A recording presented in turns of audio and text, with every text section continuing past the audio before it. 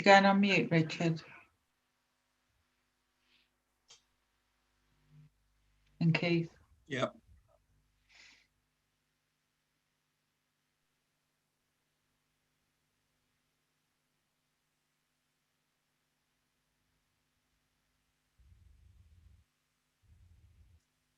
I've never known councillors to be this quiet. We're ready to go now when you are. Okay, so welcome everyone to Bletchley and Fenny Stratford Town Council's full council meeting. Welcome councillors and any residents viewing on YouTube or Facebook. Okay, to start with, do we have any apologies for absence? Yes, we do. We have apologies from councillors Hewitt, MacDonald, Rohim and Carnum. Thank you. Do any members have declarations of interest for the agenda this evening?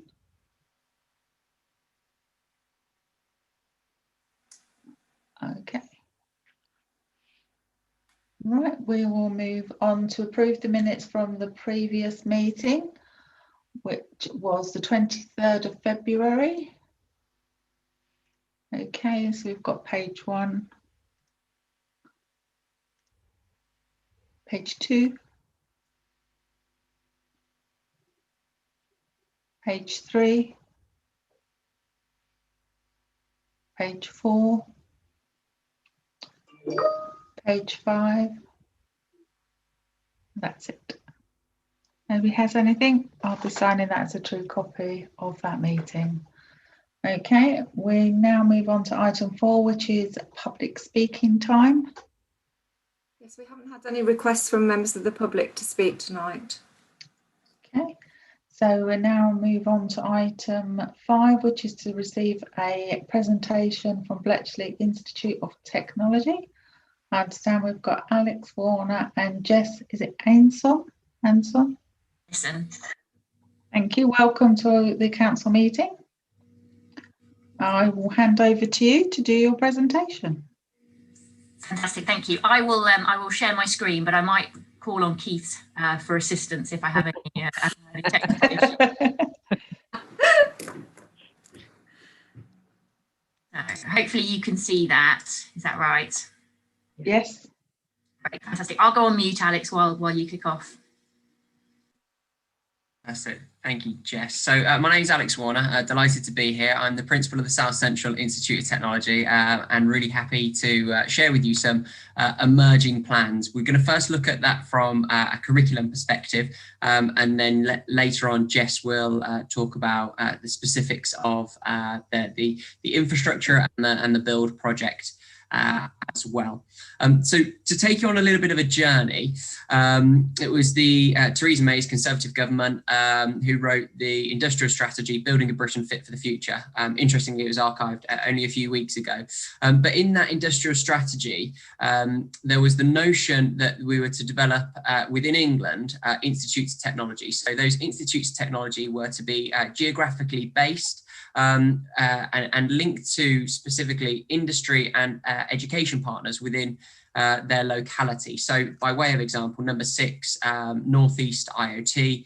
On here, it's advanced manufacturing, and it's linked to Nissan and a number of colleges in the northeast of England. Importantly, what we're talking about today is the South Central Institute of Technology, 7 on this map. It's digitally focused, and that links specifically to our Ymca partners, who include Microsoft, KPMG, McAfee, Evidence Talks, and also as an Ymca partner, Cranfield University as well. The education and delivery partners are Milton Keynes College and the Activate Learning Group.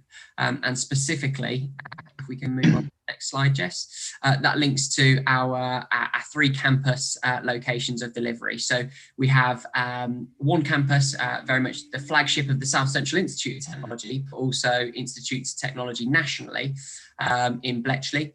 And then we also have sort of a hub and spoke model, and those spokes being in both of Oxford and Reading.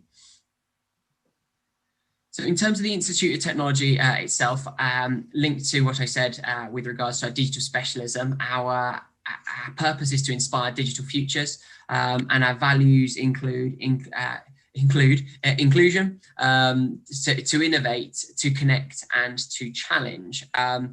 So as it says on there, in everything that we do, we want to create opportunities for all. We want individuals to know that they belong and that they matter. And by way of example, and as an illustration of the impact that we're already having of the current students who are studying with us, 52% are from Black, Asian, minority ethnic groups. 35% have a learning disability or a learning difference, and 22% are female. So in response to that, the quote that talent is everywhere, opportunity is not, we're seeing that by providing opportunity, we're getting really good uptake and representation of the locality. In terms of innovation then, so we got a wonderful opportunity to design from a blank page, everything from curriculum right the way through to the build project. We know that if we arrived at the end of this process, if we arrived at just another college or just another higher education institution, we wouldn't have done a good job. So we're really testing ourselves, making sure that we are truly unique in what it is that we offer. Connection, we believe in being greater than the sum of our parts.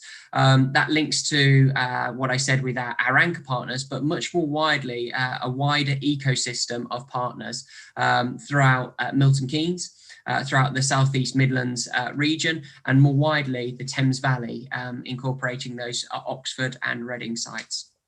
And then finally, challenge refers to our ambitions and our expectations of ourselves and our partners and all those within the ecosystem. So we really want to challenge ourselves to develop something really unique, something really different and truly outstanding for our learners. So in terms of some headlines then for you, so we've been in receipt of just over £24 million worth of investment. So this is capital infrastructure investment from the Department for Education to develop those 3 campus locations. We're working with in excess of 80 partners currently. And in terms of our ambitions by year 5, so 2025, we hope to grow to be offering 1,500 learners opportunities to upskill, to reskill, to continue their ongoing learning and development. So in terms of what the IoT is, who we are then, so we see ourselves as being the future of education. The higher education sector often uses the language of being a challenger university. Well, we're a challenger education institution, and we're really proud of being of our difference and creating those the opportunities. We are focused on that high level technical qualifications, so high level or higher technical education refers to level 4 and level 5 education. So some of you may be familiar with the terms foundation degrees or HNCs and HNDs. And we're really delighted also to be able to say that we're in the process of developing an articulation agreement with the Open University. So if students did want to continue to study and top up to a full degree, they would be able to. I've already spoken about the consortium, but just to reaffirm that it is being led by the Milton Keynes College Group. And we hope to really be a hub for innovation, not just for institutes of technology, not just for education, but more widely in terms of supporting the development of talent and the emerging talent in the technology sector.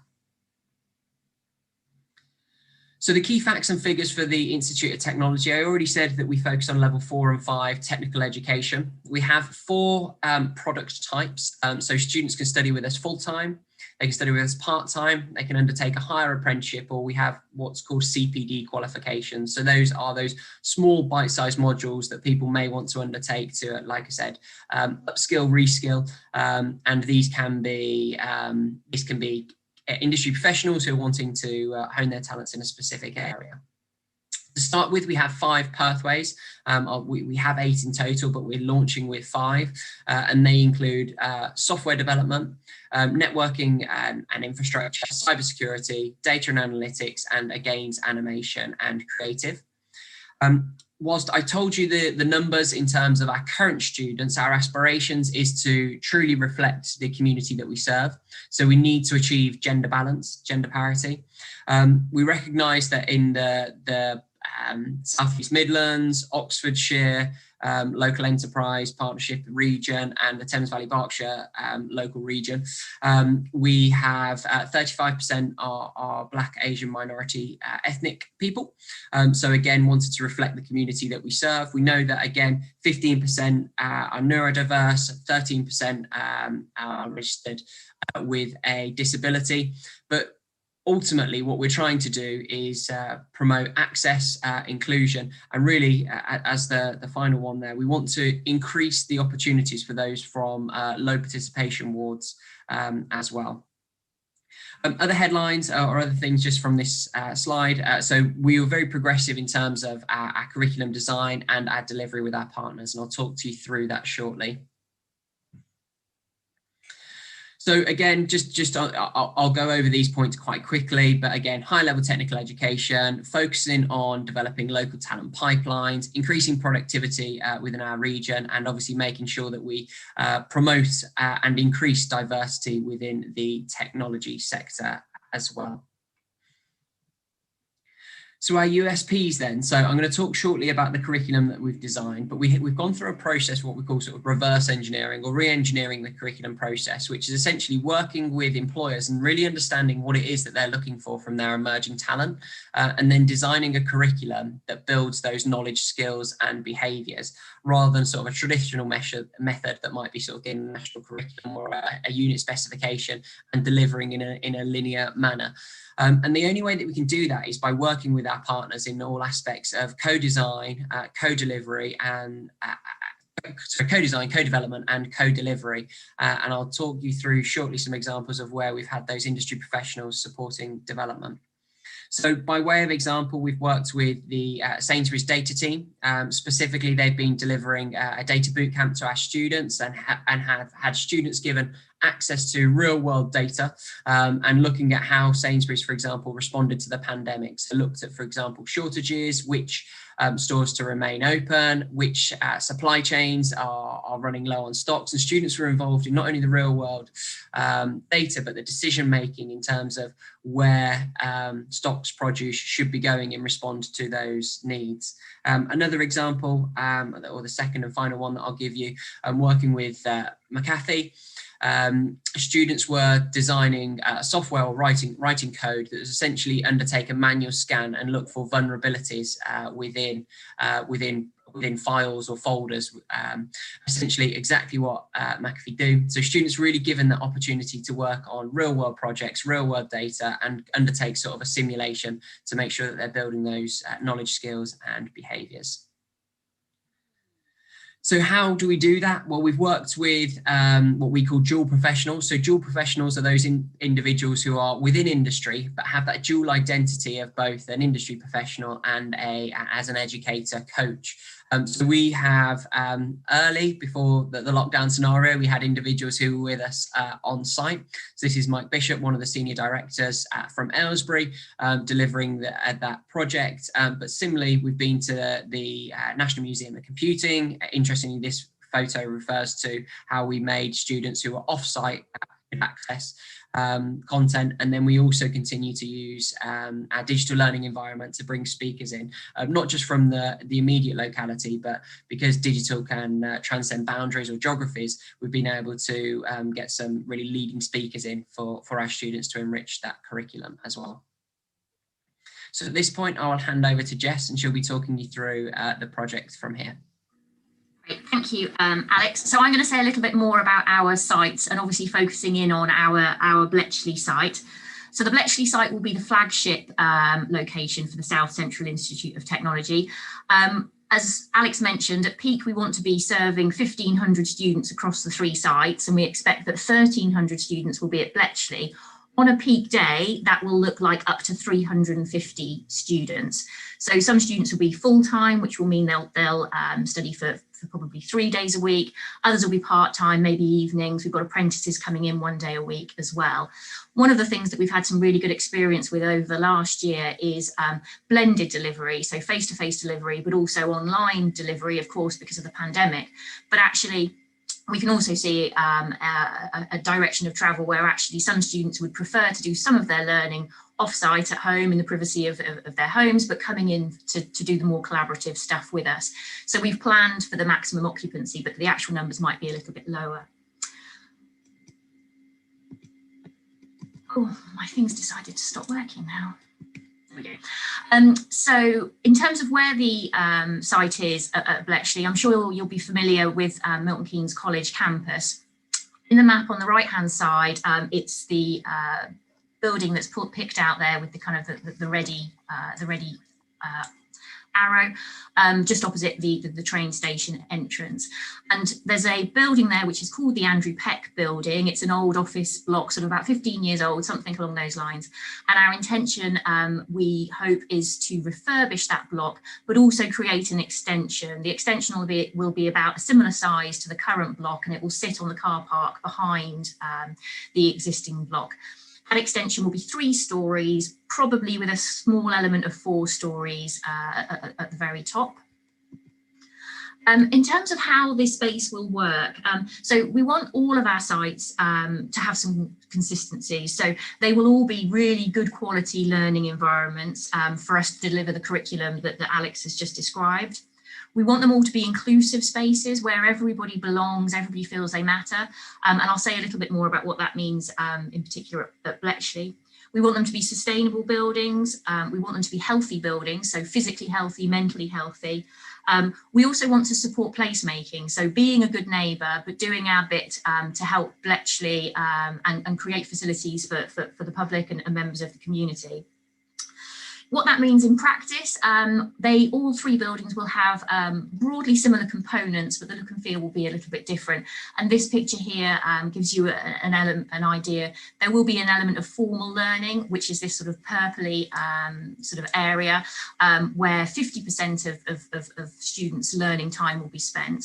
But the other 50% of their time will be spent in the other areas. So agile learning, so really good for projects and collaboration, breakout spaces for individual working or small group conversations, a number of meeting rooms, workspaces for staff and for students, ubiquitous coffee, and also really important for each of our spaces is that we have a hub, somewhere where everybody in the building can get together and experience a lecture or a broadcast or some kind of group activity. So what that means in practice at Bletchley is depicted in this representation here. So on the very far right-hand side, you hopefully see, it's quite small, apologies, the word public. So some of our Bletchley building will be open to the public, specifically a social learning area and a cafe facility where members of the public will be able to come in, grab a coffee or lunch, meet a friend, do some independent work, have a look around. There'll also be a hub and event space where we'll host exhibitions and events, which again will be open to the public. And we want that to lead through into what sometimes we'll use as an agile learning area, but at other times, for example, in the evenings, could be a community room for community groups, whether that's antenatal classes or religious groups or whatever it might be.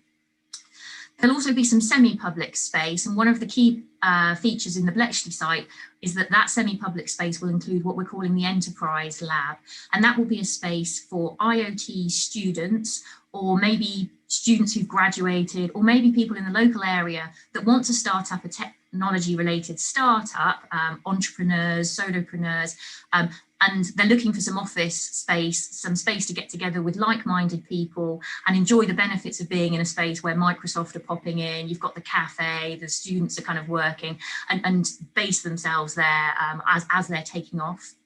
And then as we move into the private space, we've got our formal learning labs, we've got our agile learning zones, breakout zones, and we'll control those spaces by access control. So learners will obviously have the run of the whole building, but we really want the public to be able to come into this building, feel like it's a space for them, but also so that young people or career changers or older people that want to develop their digital skills can come into this space, get a little bit inspired, find out a little bit more, and we can help build skills kind of more broadly across the piece.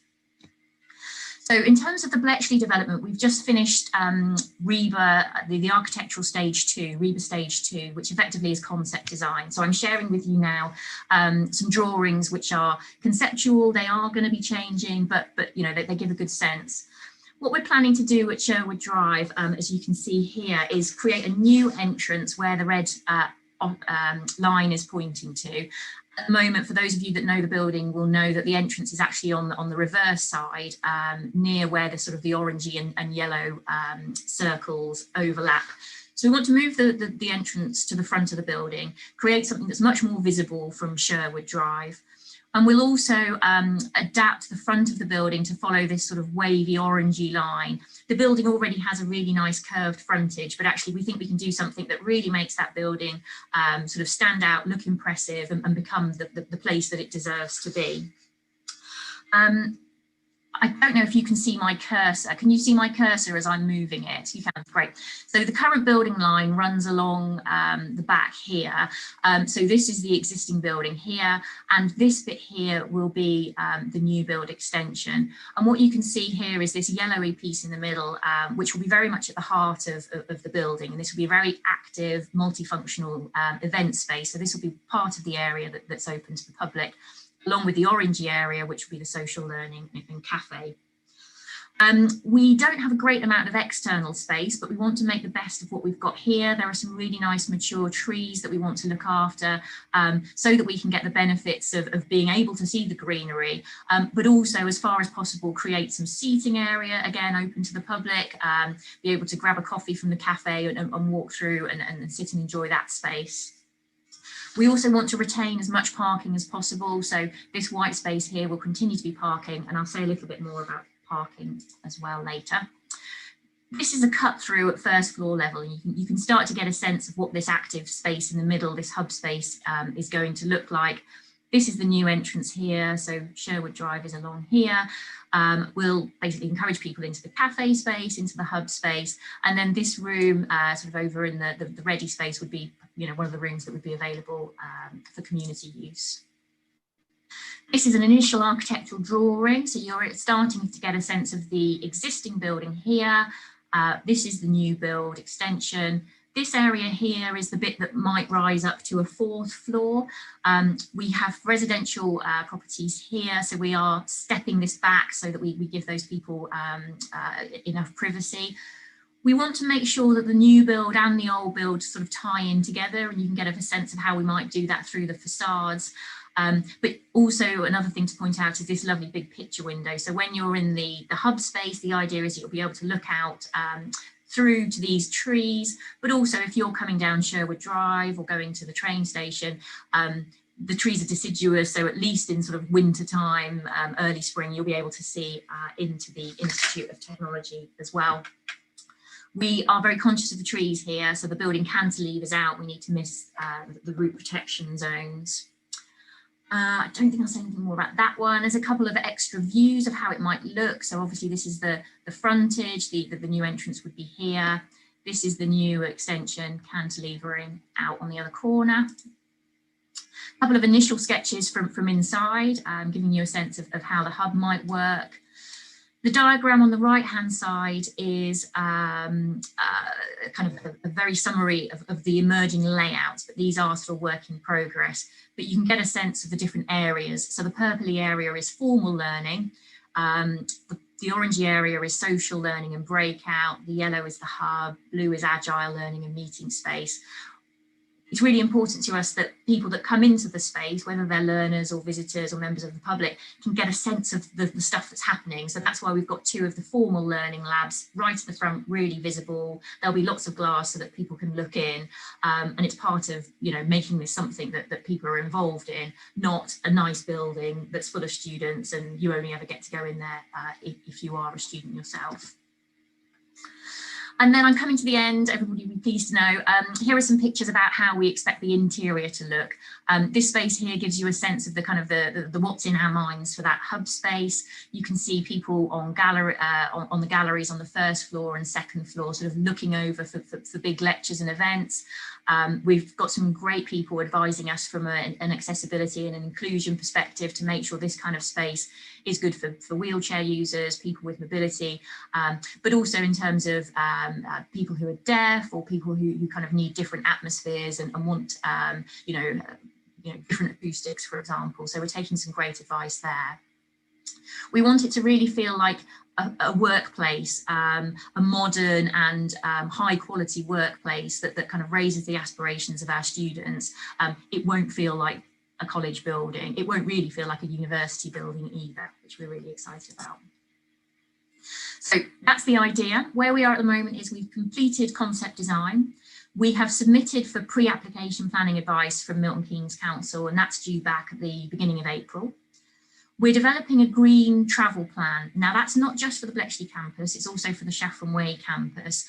But a key part of the college's strategy is around increasing our sustainability and our positive contribution to the environment. And one of the ways in which we can do that is through sustainable transport, as well as how we're designing the building. And that will be really helpful in terms of us validating current campus parking capacity and helping us understand the implications of the bigger footprint that we're creating. We expect to start full planning in June, and all being well, we'll start enabling works next January, and we will complete the build in April 23.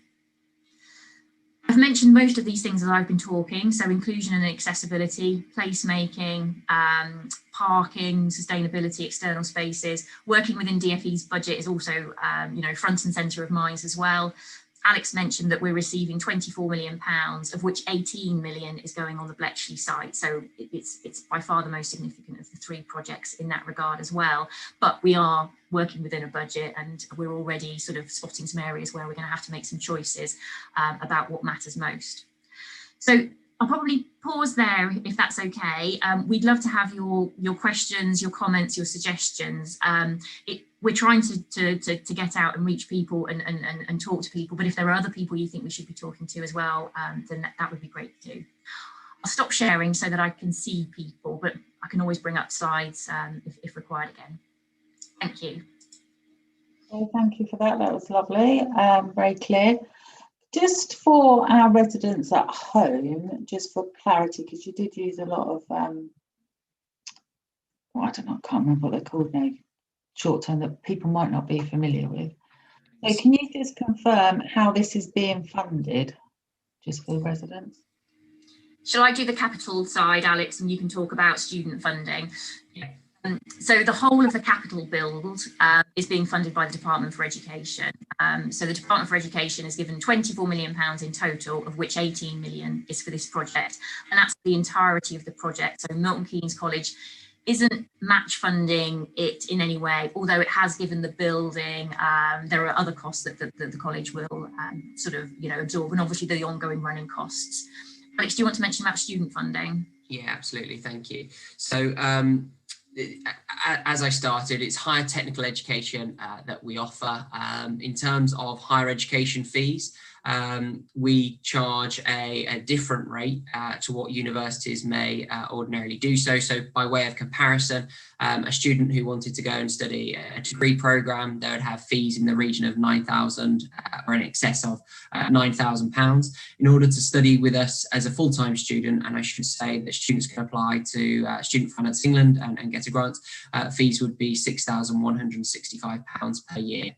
So in effect, if a student wanted to study 2 years with us and then do a top-up with the Open University, in effect, a student would save over £9,000 through the duration of a 3-year degree. That's lovely, thank you. The other thing that I should just mention, so that was sort of full-time and part-time students. Apprenticeships, In terms of apprenticeship delivery, the employer will obviously pay the salary for the individual. However, we were able to be in receipt of funding to deliver the training towards someone apprenticeship. So depending on whichever pathway that they will be on, will determine the rate at which we will be able to draw down funding to support that apprenticeship delivery program. And those CPD qualifications that I referred to, again, they can be paid for by an individual, or we also have companies who are currently sponsoring the members of staff to do the evening courses with us as well. That's lovely, thank you. I'll open it up to councillors. Does any councillors have any questions? Councillor Ely. Thank you, Chair. Can I just firstly congratulate you on your presentation? I had quite a few questions actually, and most of them have been answered. So I would thank you very much for that. One of the questions was going to be, whereabouts in Bletchley Park are you going to put this thing? And of course, it's clearly an excellent example of what your description has been. One thing that did mystify me, and that was you used a group of letters saying USPS. Now, I haven't got a clue what that stands for. Could you enlighten me, please? My apologies. That was one of those acronyms. So unique selling points, councillor. So the unique selling points that we're referring to specifically around being a new education institution. Right. Thank you very much for that. And did you say that there would be up to, on a daily basis, about 350 students? That's right. Yeah, that's right. That's the peak occupancy. 350 students and probably around 32 members of staff as well. Right. Thank you very much for that. Any other questions? Anything else anyone wants to ask? Okay, I can't see anybody. It's just for me to thank you for coming, and as Councillor Ely said, the presentation was really good and very clear. Sorry, Chairman, I think Ed and I are waiting. Oh, I haven't got your little handies up. Oh, they're definitely up. Oh, okay, I can't see. Can confirm. Yes, they are. Okay, Councillor Kelly Wilson, do you want to go first? Or? Oh, thank you. I first thing to say, it's really great that this is coming to Bletchley, and that Bletchley is the centre of this. It will no doubt really kind of be central to kind of regeneration of Bletchley as a whole. So that's really good. In terms of some of the things you mentioned around delivery, I certainly agree with you that blended delivery is going to be the future. I head up a human resources team. We have seen our own organisation go from classroom delivery in 38 countries that we look after to going fully online, and this week we've taken the decision that we're never going back to what we did before. So I think that it is a real kind of change that people will expect going forward. Just one of my concerns, it's not really a concern, but how does this site, or how do we kind of ensure through the redevelopment of this site that we get a strong link back to Bletchley town centre? Because I think that the worry for me is that whilst it's got a really close link to kind of the Bletchley Park area and the kind of existing college, it's like, how does all of Bletchley benefit from this particular site? And how do we, you talked about kind of having a cafe, and it's great that you want to have a space that kind of brings the public in and kind of helps with the sustainability of that site. But I would like to know how the site can lead to a more sustainable Bletchley. Right. I think that's a really good question. I'm not sure that we've got the answers. Alex, is it worth you mentioning about the town deal, the Bletchley Tech Park piece? Because we didn't talk about that, but that might be another way I don't think it's certainly not the whole answer to the question, but it might be a little part of it. And just to say, I'm not really expecting an answer, but I think it's something that you can take back into the consideration as your project develops, that you know, to how that could happen, and it might not be that an answer can be given right now.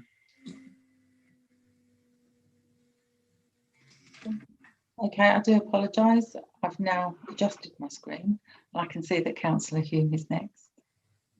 I just wanted to say thank you for giving such a good presentation, and it's a really exciting opportunity for Bletchley, especially alongside the town deal, which I know you're going to possibly speak on in a moment.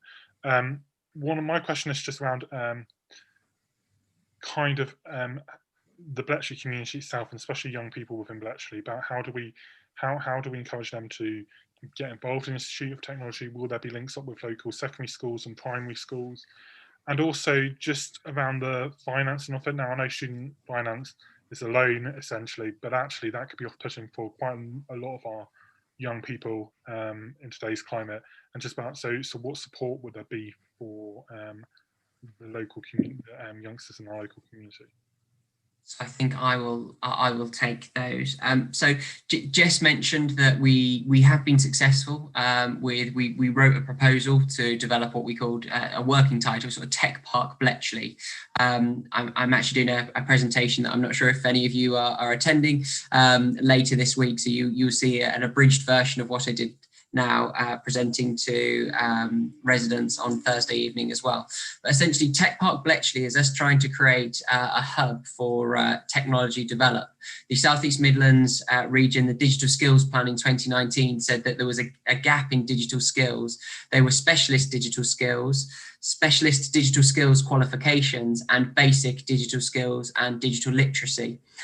So I think this is where it partly answers your question, Councillor Hume, in that we absolutely recognise that the funding that we've got for the Institute of Technology will support higher technical qualifications, but the development of Tech Park Bletchley is to have a much wider reach than that. So we absolutely want to have what we describe as sort of that incubator and accelerator space where our students and our graduates can go and, as Jess said, set up as startups if they wanted to do that, but also where we'd be bringing industry and other partners into the tech park as well. But one of the parts of the tech park is specifically around our outreach and our reach into supporting that pipeline. We know that we can't achieve our ambitions alone, and unless we are to work in secondary schools, going down into not only Key Stage 5 and Key Stage 4, but really going down and working with Key Stage 3 to really raise aspirations and making sure that when individuals are, for example, being turned off from technology in their teenage years, which is what research suggests, is making sure that we are raising their aspirations, making sure that we're sharing with them that technology, and specifically digital now, it transcends all sectors, it transcends all occupations, so that makes sure that we are playing our part in supporting local schools as well. I'm pleased to say that I'm already doing some work in local schools. We're also already part of the Milton, Keynes and Northampton Computing Hub and the Computing at School Buckinghamshire regional branch as well. So we are starting, but as the Institute grows and our resources, i.e. the people as well, within that, our reach and our impact will get greater as well. Thank you. Does that answer your question, Councillor?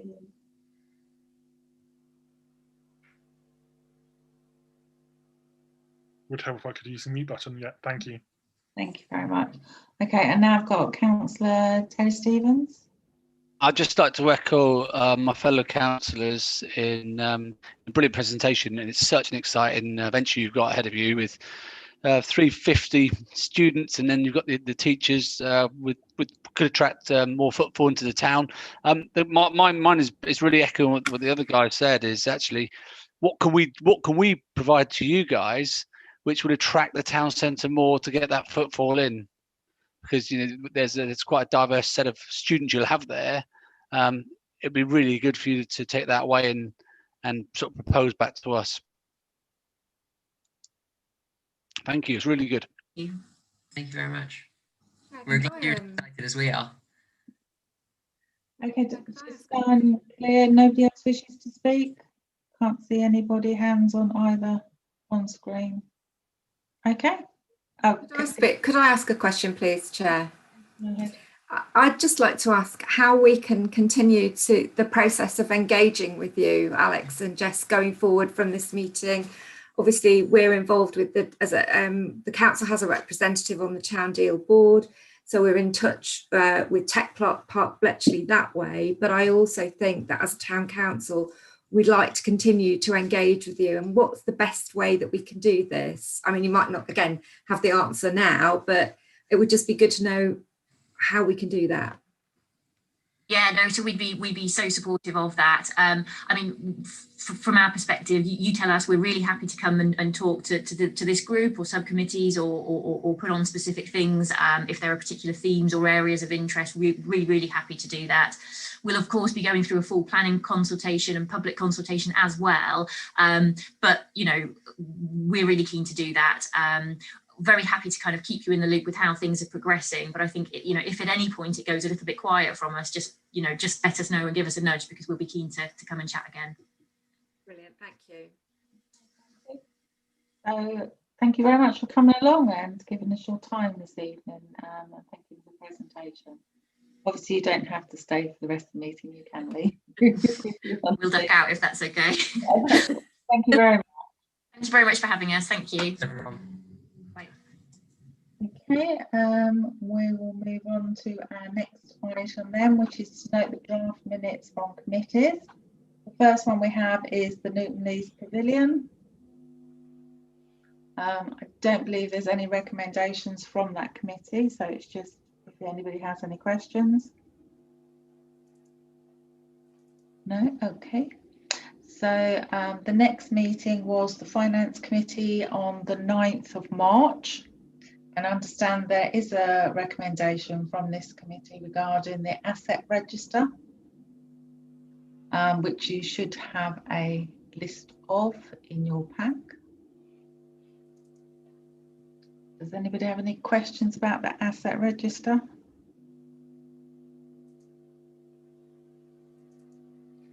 Just to explain, Chair, the asset register in detail runs to 22 pages. So we've just provided the summary, but but councillors on Finance Committee had the opportunity to scrutinise it, and it's a clear recommendation from the committee to approve the asset register. It just completes our procedures on that for this financial year. I have one question, and you might not be able to answer it. I'll try. When we did the COVID in the high street, we removed the planters. Are they coming back now? Because I think they're on our asset register, aren't they? Yes, they are. To my knowledge, the planters that survived the move are still in storage, I think at Bleak Hall. If the council is minded to have them back, we can make inquiries about getting them back. I echoed that they were in poor condition. That's why I was wondering if they were taken off of the asset register, because I think when we went to move them, something nearly broke, didn't they? So I just wanted to make sure they'd probably been taken off. Okay, so all those in favour of agreeing the asset register recommended by the Finance Committee? All those in favour?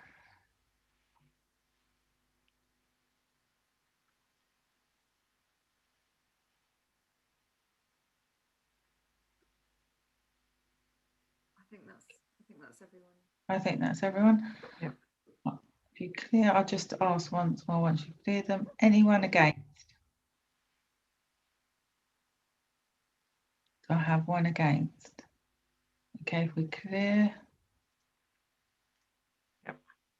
Anyone abstaining? Okay, so that's carried. Okay, we'll now move on to item 7, which is to consider a grant application from the Ymca Milton Keynes. And I understand we have a representative this evening. We do indeed. Hello. Hi. Okay, do you want to introduce yourself and give just a brief summary? We have got the application in front of us, but sometimes it's better if you just give a brief summary. Yeah, of course. So my name's Nia. I'm a fundraising officer at Ymca. Forgive me if I don't know all the details to hand. I've only been there for 4 weeks. This is my first. This was my first job to start applying for these rooms. We've got 7 offices that we would like to repurpose into extra bedrooms in stage 2 of our accommodation pathway. So stage 1 is the hostel accommodation with 30 beds. There are currently 63 rooms in shared living, which is a little bit like university campus accommodation, around a kitchen and independent bedrooms with shared kitchen facilities. And that's where we want to put these new 7 rooms. You really kindly supported us wasn't last year, actually, it was 2019, when we were doing the big capital appeal for the new build. We moved into that just over a year ago, just before the lockdown happened. And we've got increasing demand for people needing our services. So we want to repurpose these rooms into bedrooms for young people. The cost, so I'm just double checking, we have started doing surveys to see where our residents are coming from.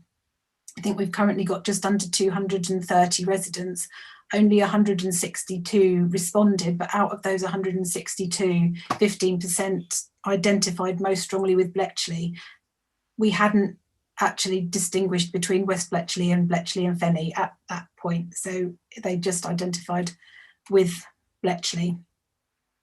And the cost is slightly more than it was for the last application, where it was the 2,500 would actually furnish a room. The reason is we have to replace the doors for fire doors because they're now going to be bedrooms. So that's where the extra cost is incurred.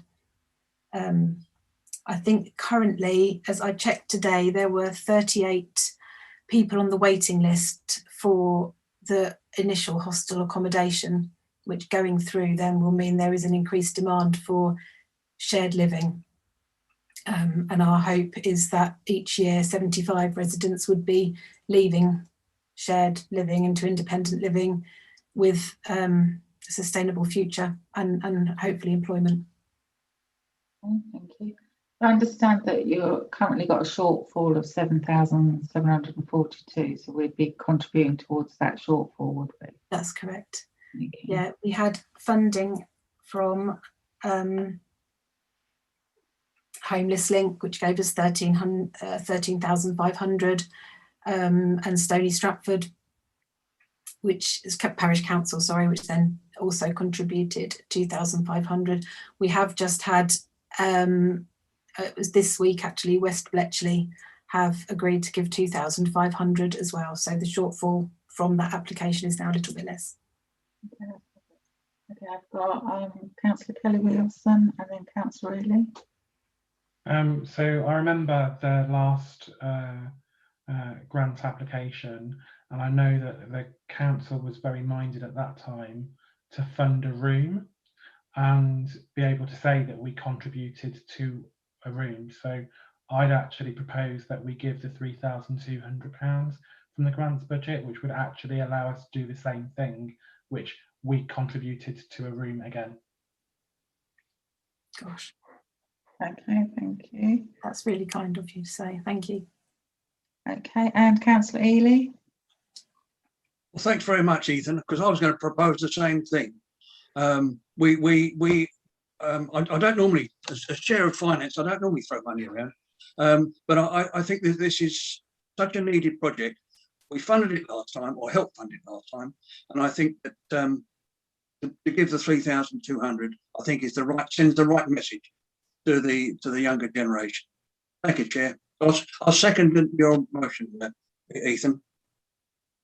Okay, thank you. Anybody else wish to comment? Okay, I've got Councillor Hume. Yeah, I think Councillor Kelly Wilson and Councillor Ely beat me to it, because I wanted to say actually what the YMCA does for Milton Keynes and for Bletchley is really, really important. We know we've got a struggle in terms of housing crisis and affordability, and the YMCA really do help young adults get started in life, and so what happens at the YMCA is really, really important for our city. And I was going to say we've got money left in our grant budget, and therefore I wanted to support more. So I will happily support Councillor Kelly Wilson and Councillor Ely's proposal. Yes, thank you. Thank you very much. Got Councillor Ron Haynes. Thank you, Chair. Thank you, Chair. You can hear me okay? Yeah, I echo the other councillors, because I was going to second Kelly Wilson's proposal, and I think that the work they do is a wonderful and great job, and for every person they can get off the streets, I think is great, and you know, we should support it as much as we can. Thanks, Chair. Okay, thank you. Councillor Taylor. Yeah, I'm the same. I'm thinking over the last 12 months, it must have been even more harder for the youngsters of today, with job uncertainties, you know, the restrictions, mental health, and you know, I think it's an absolute brilliant cause, and yeah, I fully support it. It has. Thank you very much for all of you for saying that. It has been a challenge. I know, as I say, I haven't been there for very long, but just talking to the housing officers, there's a huge crisis in mental health among the residents. Young people are disproportionately affected by the employment crisis that is either present now or certainly looming. And I think anything that we can do to support is really important for us as a charity. Okay then, so we've got a motion on the table which is to support for 3,200 to the YMCA. So we'll go to the vote on that. All those in favour?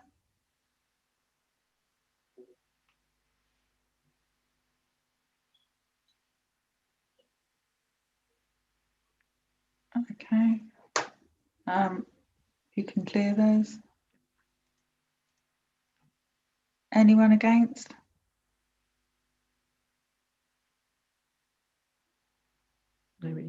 Nobody. Okay. Anyone abstaining? Okay, so I'm going to take that as unanimous, so that grant has been awarded. Thank you very much. No, thank you so much. It's hugely appreciated by all of us. Thank you. Thank you for coming. You can obviously leave now if you want to. We won't. So thank you very much. We'll be in touch. We'll be in touch, Nia. Thank you very much. Thank you for your time. Bye. Bye-bye. Okay, we're now moving on to review planning applications submitted by Milton Keynes to Milton Keynes Council. So the first one is 86 Queensway. Anybody got any comments or anything they want to? Okay. The second one is Rowlands Close.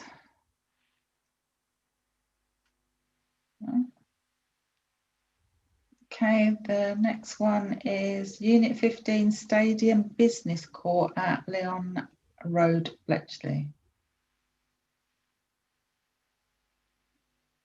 Nope. Okay, the next one is SGN Gas Depot, Bletchley Road, Newton Longville. Councillor Hume. Oh, I was just finding my electric hand as I was doing that. I've had a brief look at it, and there are some changes to the previous one, which I think is probably helpful. But I do think we should reaffirm a number of our previous comments on this application as it's resubmission, and just make sure that they are upheld, especially the ones around the traffic and the impact. Because I think that one of the biggest changes there, removing the stack.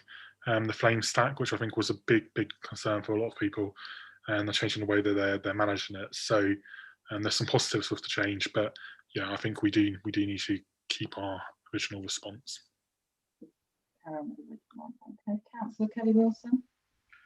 I will support everything that Ed said. I think that the traffic issues, the highway issues may remain, and that with the cumulative impact of everything that is going on in that area with regards to East-West Rail, I don't think those issues have gone away. So I think that we should maintain our current objection.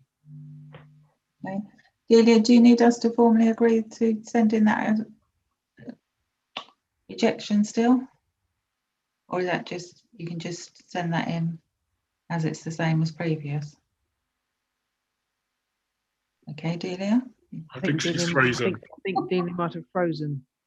Okay, while she's frozen, should we go to the vote? Just vote so we know it's done. Okay, so all those in favour of us keeping the same objections to this planning application?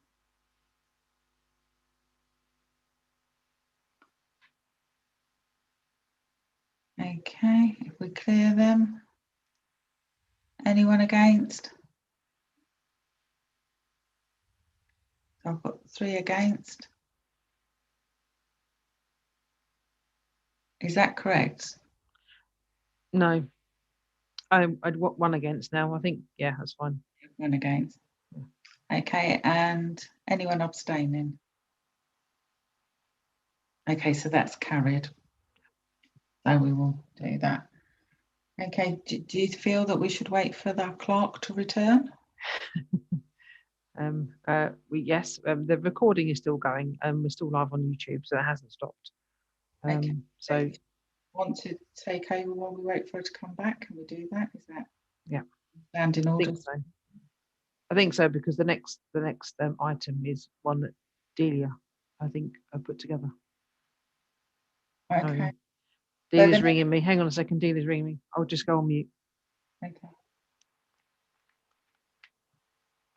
That's technology, isn't it? Hello.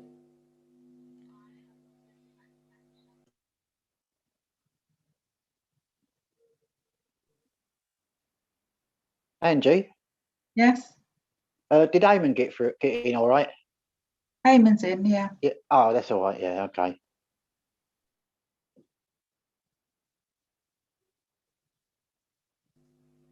The clerk will try and rejoin us once her internet resumes.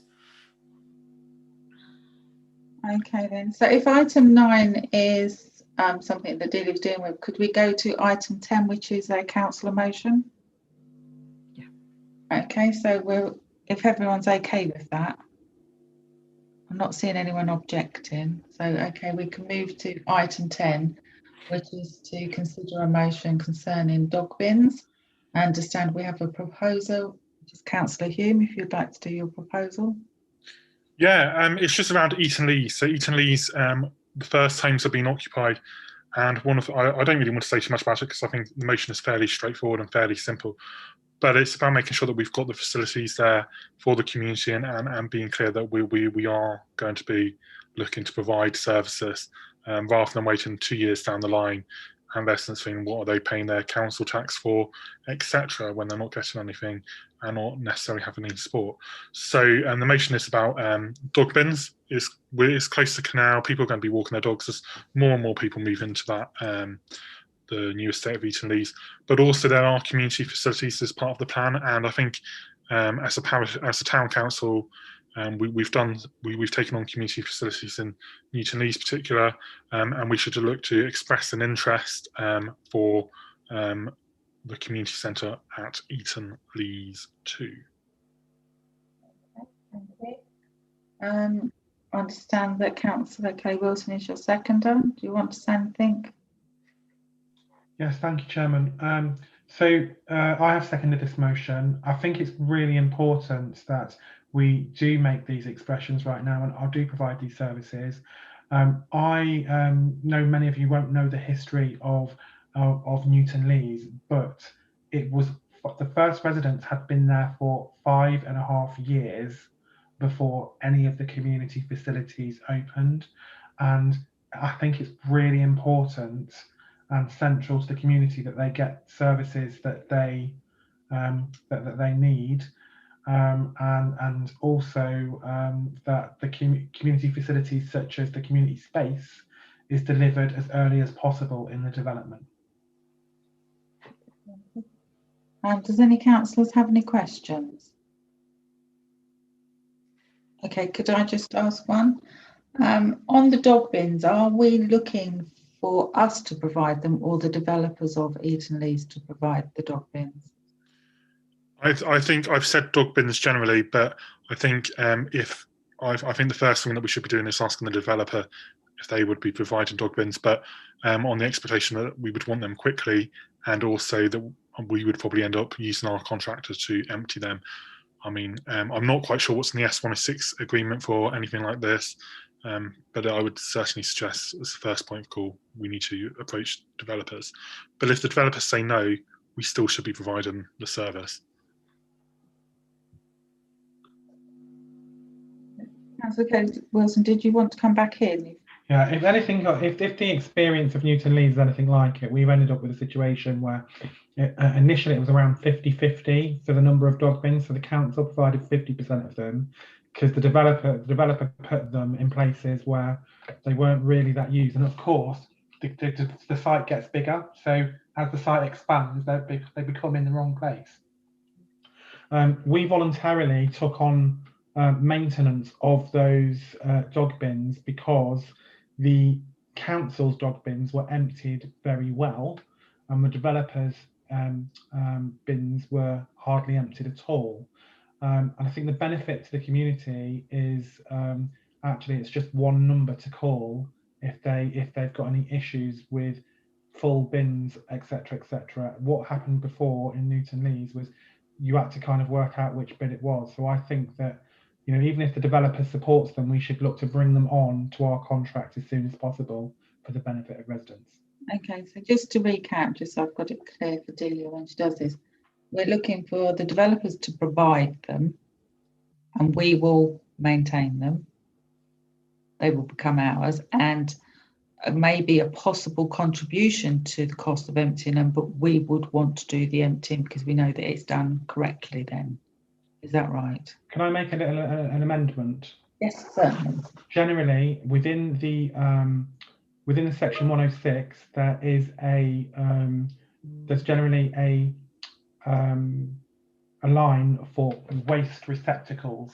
So either it would be funded directly by the developer or from this section 106, and if we can't, then it would come back to council for you know, to discuss whether we'd fund it, and then we would fund the maintenance. Okay, this is a new one on me because you're amending your own motion. No, I'm amending it. Councillor Hume. And I agree that to the amendment, so that's straightforward. Okay then, so that's the amended motion that's on the table, unless anybody else has got any questions. No? Okay. Councillor Ely has. Councillor Ely. Oh, sorry, Councillor Ely. Or you've used your electronic hand instead of the wavy hand. You're doing a Marie on me, I know. Go on. I mean, you know my view on provision of dog bins, so I won't regale you with it again. But just to look at the budget, we're going to spend more money on cleaning dog bins and clearing them and providing them than we are on youth services to our junior youth. It's beyond my belief. If we can spend that sort of money on that sort of thing when people should be clearing up their, not even doing the mess in the first place, I find it unacceptable. Sorry, Chair. Does anybody else wish to comment? No, well, we shall move to the vote then. Councillor, do you want to take your hand down before we go to the vote? That's it. Okay, so all those in favour of this motion?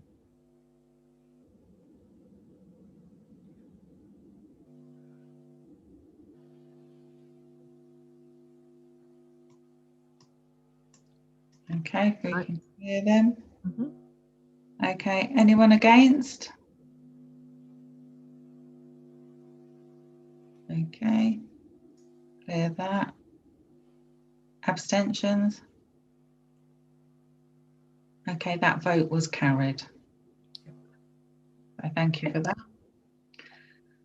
Okay, are you okay to continue, Jill, or do you wish to wait for Delia? Because the next one is quite important. So let me just go back to the agenda. It's regarding the location of future council meetings and actions following changes to use of premises at the Bletchley Library made by Milton Keynes Council. I think we can continue. Delia has messaged me to say she's watching on YouTube. So she'll message me if she finds anything that she feels she needs to interact with. But I think the report that Delia has done is explains the situation we find ourselves in at the moment. Okay. Oh, technology is definitely leaving us behind. Yes, I know. Agenda today. Hold on.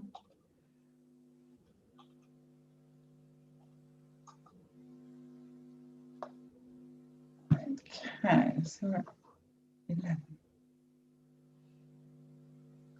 Okay, so we've got the report from the clerk.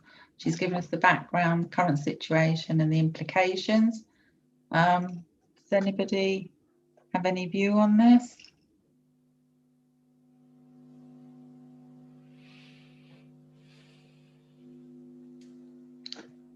It's quite a long report. Are they actually saying that we can't hold out?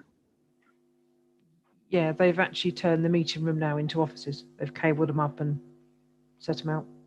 Okay, Oh, so Delia's back.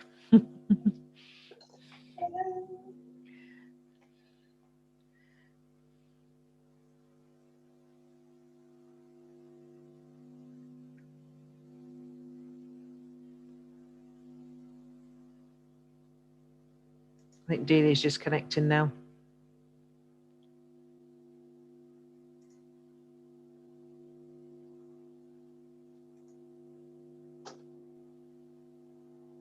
hello, Delia.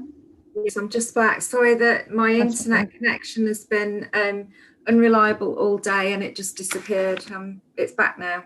Okay, we've just gone on to item 11 regarding the location of future town council meetings. Going through the report, I just wondered if this should be held in confidential because we're discussing the lease and the implications of that. I just want.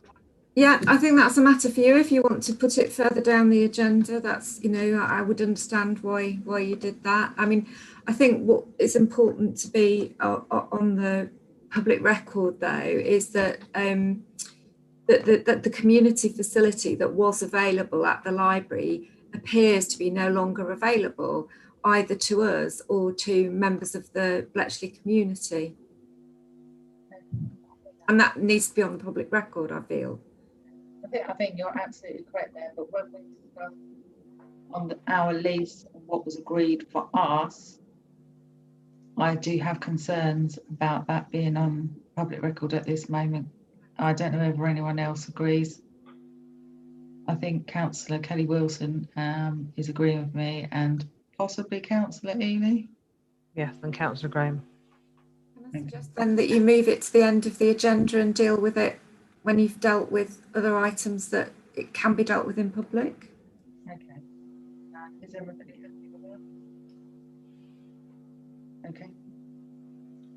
Right, can we just go back to item 9, which was the one that we skipped because unfortunately Delia had lost connection, and Jill indicated that we needed your advice on this one. Okay, it's to elect one council representative to sit on the Lakes Estate Renewal Forum. Yes, there is a meeting of the Lakes Estate Renewal Forum on Thursday evening. it's the second meeting, but it's the first proper meeting. We're all, Councillor Ymca is already a member of the Lakes State Renewal Forum, in fact is vice chair as I understand it, in her capacity as a resident and the leading light in Lowell.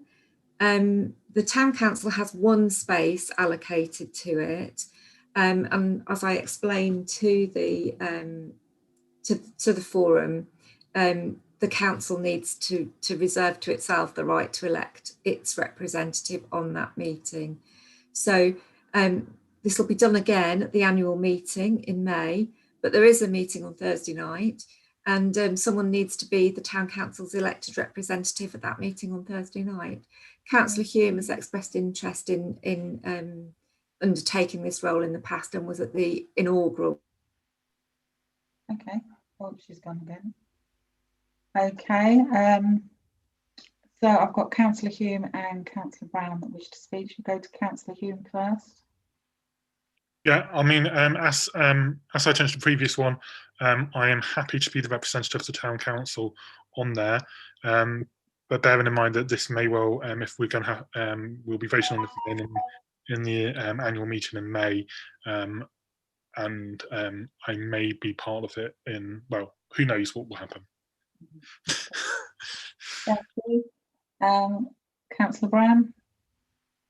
Hi, I don't mind being on it either, but whoever you choose, it's what, you know, it's up to everybody else who wants to be representative, but I'm happy to oblige.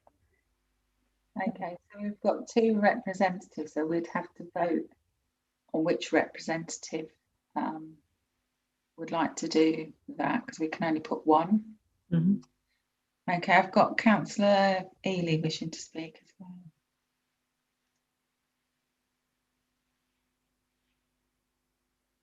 Yeah, I'm happy with both members, either member being represented.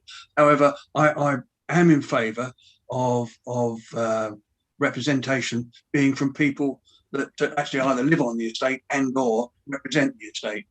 I think that's always a better way forward.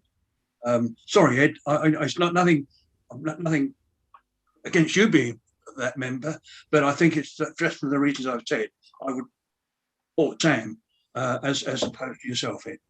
Thank you, Chair. Okay, thank you. Anyone else wish to speak?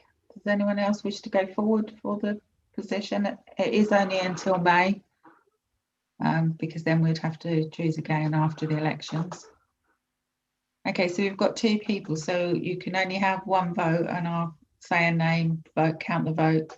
I'll say a second name, and then we'll count the vote, and who wins that position, if that's okay. Mm-hmm. I am missing Delia again, is that correct? Yes, yeah, she's gone again. Oh dear, she's having a nightmare. Yes. I feel her pain. Okay then, so if I'll do it in alphabetical, so Councillor Brown, if you could indicate your vote for Councillor Brown.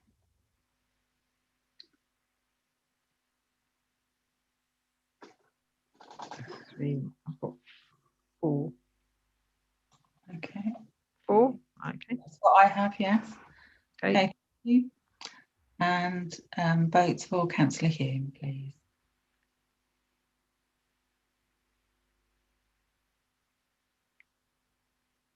Two, 3, 4, 5, 6. Okay, thank you. And does that represent the people we have here, or has anybody abstained? Yeah, we've got 12 councillors, so we're missing 2. 2 haven't voted.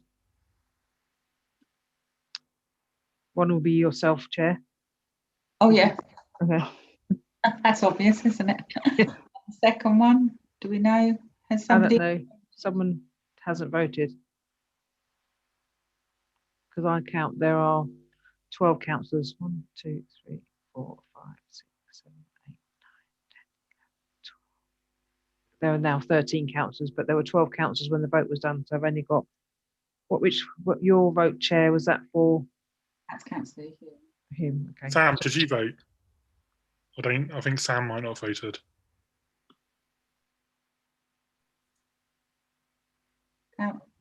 Councillor Brown? No, I didn't vote, sorry. So we assume that you voted for yourself? Yes, Okay. that's why I didn't bother. Okay. So what is the outcome of the vote, Jill? So it's Sam had 5 and Councillor Hume had 7. Okay, so Councillor Hume will be the representative on that. Thank you, and thank you for the interest of both of you. Really good. Okay, so Delia, are you back? Would appear not. No, she was, then she's gone again by the looks of things.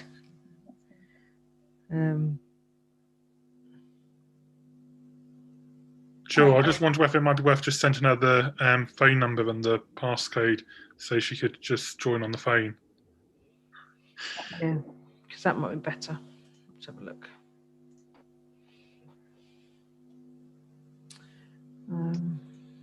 Okay, I would think that the website is quite important with me, Delia. Maybe to receive the report on the Gateway Working Group, because I understand that we've got councillors that were involved in that, so that might be something that we could go to. I can do the website if you want Okay. me to. This has been myself and Ruth have been doing it. Okay, so we'll go to item 12 then to review the draft specification requirements for the new website. Okay. This is by no means a technical specification because none of us have that technology knowledge. However, this is a specification of what we feel would benefit the town council and the functionality that it would have.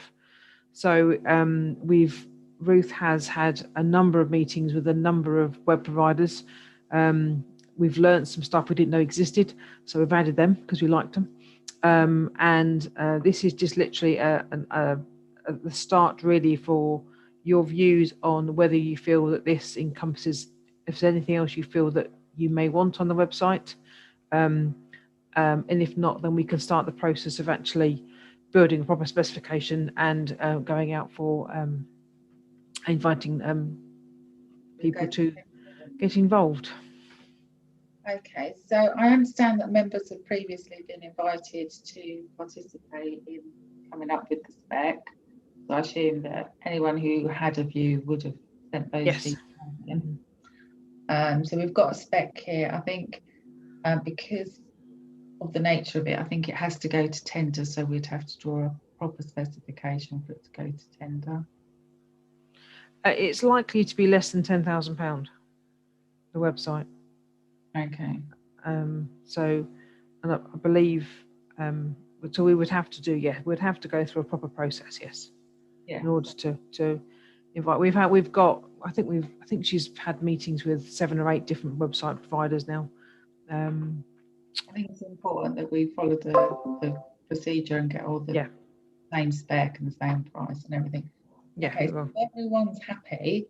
There's no one's indicated. Oh, Councillor Brown. Councillor Benefit.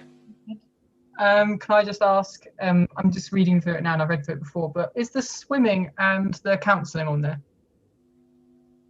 Not that I can see unless anyone else has sharper eyes than me. As in the A to Z of the council services, I just think. No, you're right. It's because at the moment, the swimming's not, and the counselling, no, good point. Yeah, just those two. Because at the moment we haven't, but these, the A to Z will be something that's probably very easy for us to add. It's just this the current stuff of what we've got, and it was more to do with whether we wanted an A to Z, but most websites do have an A to Z search facility, which I think is important. But I'll definitely get that. Then drilling down on what we can have afterwards, because we will adapt it and change it as we go. Okay, I'll add that anyway. Yeah, I think. Okay, so we need to just agree that you now go out to start the process. Is everybody happy that that's our next stage? Okay, I'm going to go to the vote just so we know. Councillor Graham, did you want to speak? So all those in favour of moving this to the next step?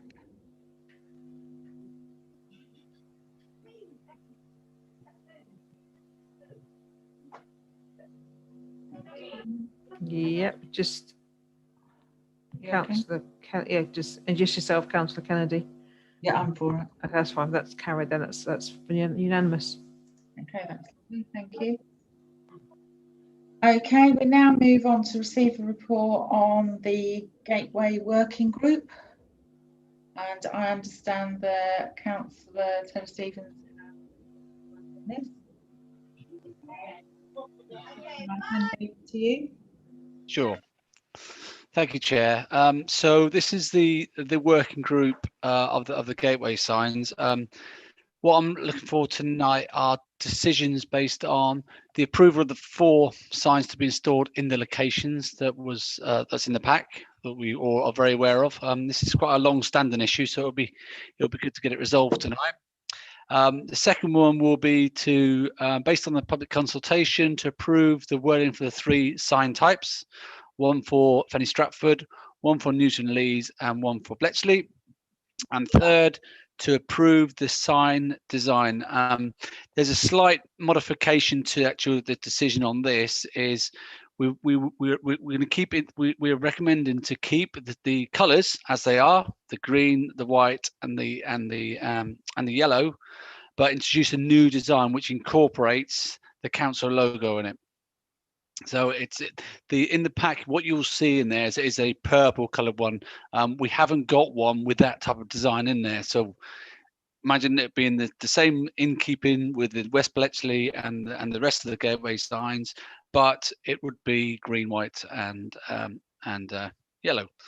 So if we go on to the consultation, because I think we're all pretty up to speed of where we are with the actual the working group is. So we've had some feedback from the question. So the first one being the area known as Newton Lees does not currently have any gateway signs to welcome residents and visitors to the area. There is therefore a need to install 2 as shown on the maps. So and the wording was Newton Lees, formerly Newton Longville Brickworks. Do you agree with these words? The consultation, very close, was 51 against 48.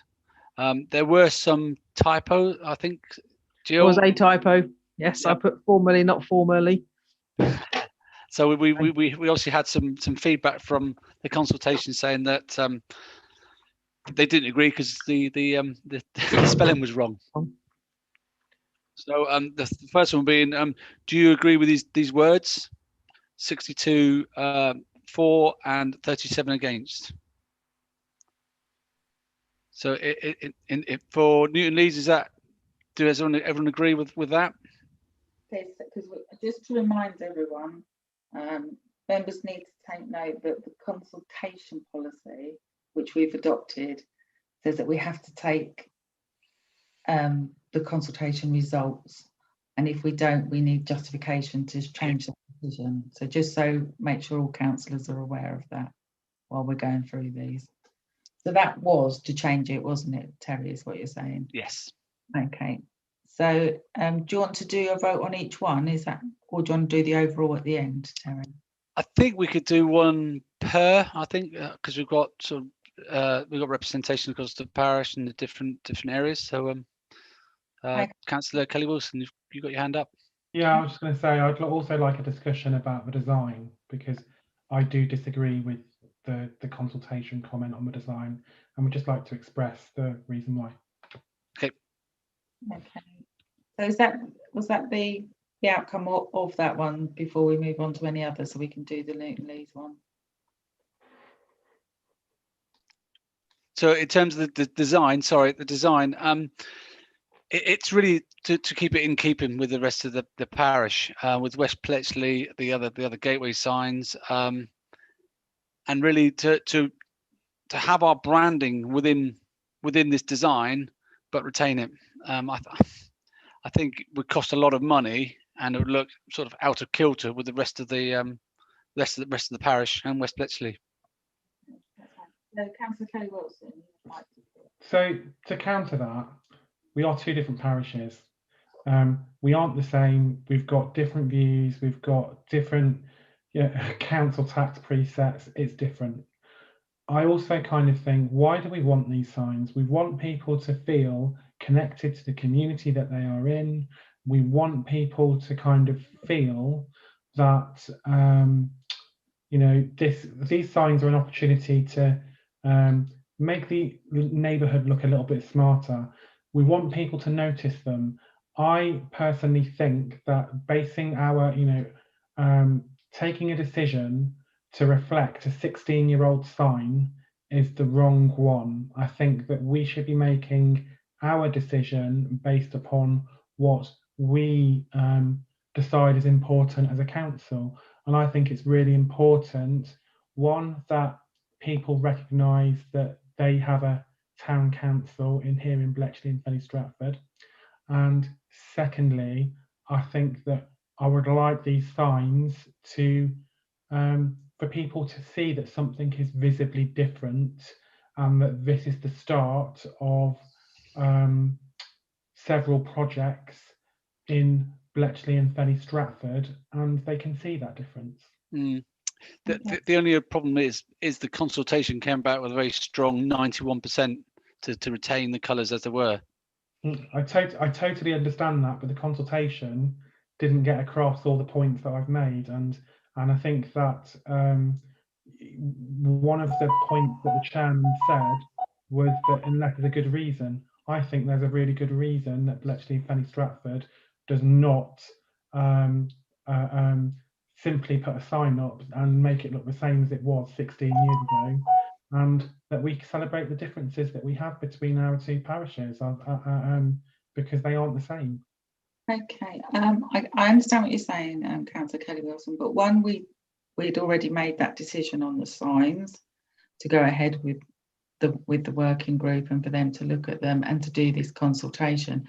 So we're slightly further down the line now that's what was consulted on, and that's what I was on the working group, so I did give this feedback then. Yeah, but we also discussed it at council when we were setting up the working group. Mm-hmm. So I think, the work's been done, the consultation's been done, and it, as Councillor Stephen says, it was voted by the residents to do that change. Okay, I'm saying that this is a proposal, so I would like us to have a vote on which design that we go for. Okay, I'm going to refer to Delia because I think we've already been down this route and made a decision, so we'd have to defer standing orders, but I will go to Delia for advice. I've missed quite a lot of the conversation on this item. From my point of view, the imperative is that we do need to go back to Milton Keynes Council with the wording by the end of this month, because they want to undertake this work at the beginning of the financial year. So I don't know if that point's already been made. It probably has, but I just wanted to reiterate that. To my knowledge, there's been no vote on a design. What has been put forward, and we shared the design and we asked people what they thought. So the opportunity for the councillors to have a vote on what came back from the consultation and whether they favour the new signs reflecting the old ones, or whether they want to do something different to the consultation. So that's what I'm asking for. I understand that that's a correct position, and therefore that's a reasonable thing to ask. I was just reminding them that our consultation policy. Absolutely. If the council decides not to go with the consultation, then our policy requires us to give a justification and explain why. Which I've done. Okay, so I'll need that minuted. Okay, so Councillor Kelly-Wilson has given his reasons why, so it will be there. So do I now go to the vote on the consultation result, or do I take Councillor Kelly-Wilson if he gets Councillor Ely's indicating, I don't know if it's a legacy hand or if he's got something to add at this point. I haven't got a hand. I think he does want to speak now. Okay, Councillor Ely. Thank you, Chair. I have to disagree with Ethan. I believe that the signs are correct anyway, and I think that to go against an overwhelming majority on the consultation would be wrong. Thank you, Chair.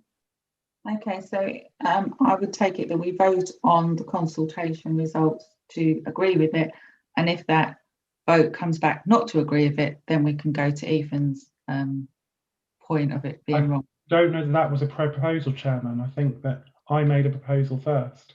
So actually, I believe that my proposal should be voted upon. Okay, if you've got a seconder, have you got a seconder? I may not get a seconder.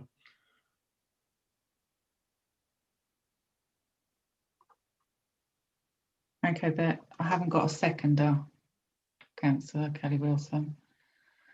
Okay, so we can't go ahead with that. So we need to vote on the consultation results on the Newton Lee signs. Seeing you're leading this, Councillor Steve, to put that motion forward and. Yeah, so the proposal is that we go along with the consultation and the form of the words in Newton Lee's, Bletchley and Fenny Stratford. Okay. So all those in favour of. Sorry, excuse me. The existing signs do not say Bletchley and Fenny Stratford on them at all. So we can't. It's like we either are going with the design that we already have, or the design a new design. It feels like we are half in and half out here. No, I think that they've gone with the wording on there, and it's just going to have our logo. Yeah. So it's just just for clarity. For me, it said Newton Lee's, formerly Newton Longville Brickworks, and the logo. It doesn't have any other words on it. Is that correct? That's correct, yeah. Okay, so all those in favour?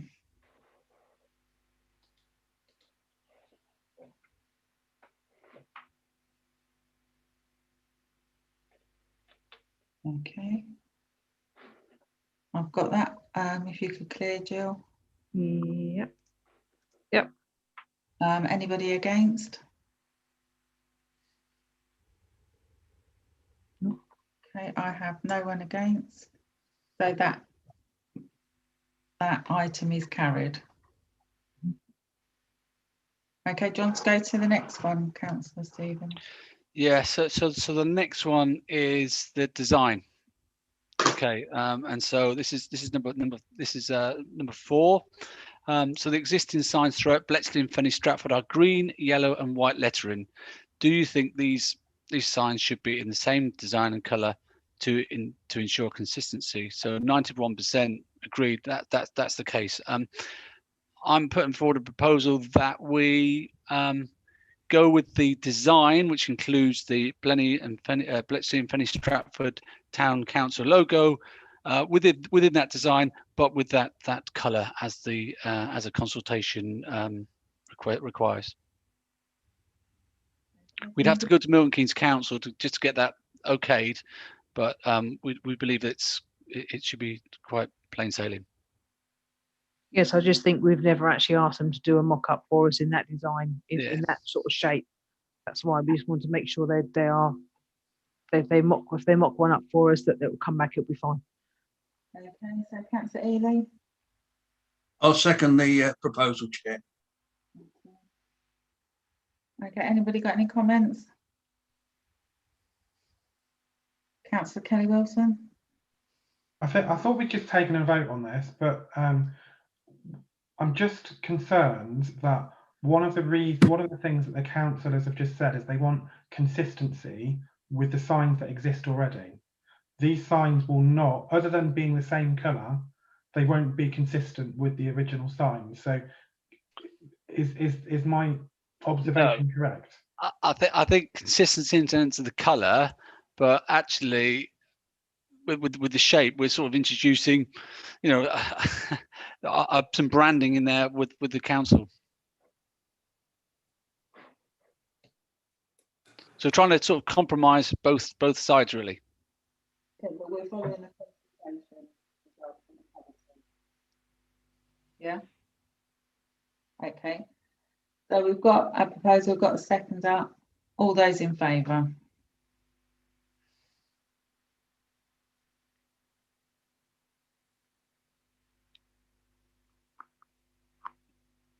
Okay. Yep. Okay. Anybody against? Just the one. Clear. Anybody abstaining? Okay, that's carried. Okay, Councillor Stevens, is there any more? That's all. Thank you. That's it. So all of those items have been agreed. Is everybody happy? Well, maybe not happy, but everyone sees that was done. Can we discuss the Fenny Stratford ones? Councillor Stevens, the Fenny Stratford ones? They're included in the report, aren't they? Here's the report. So it's Fenny Stratford, home of Fenny Poppers. Yes. And it's 88.5%, 57% yes, 11% no. So it's a strong unanimous vote. So we've agreed those. Okay, is everybody ready?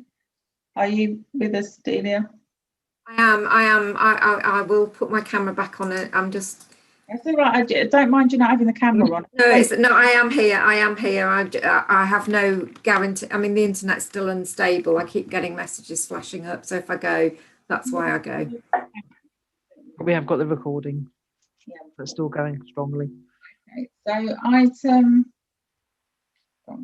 item 14 to receive a report on the neighbourhood plan steering group.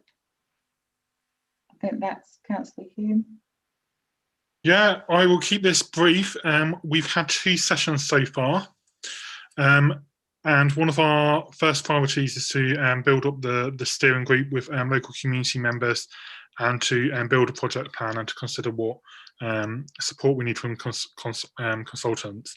I think since our last meeting, I've not actually had a chance to catch up with the clerk, and I definitely would like to on some point. So I will take any, if you've got any questions or anything, drop me a phone call, drop me a message, or and we can look at them further. Because I may not have the answers here and now.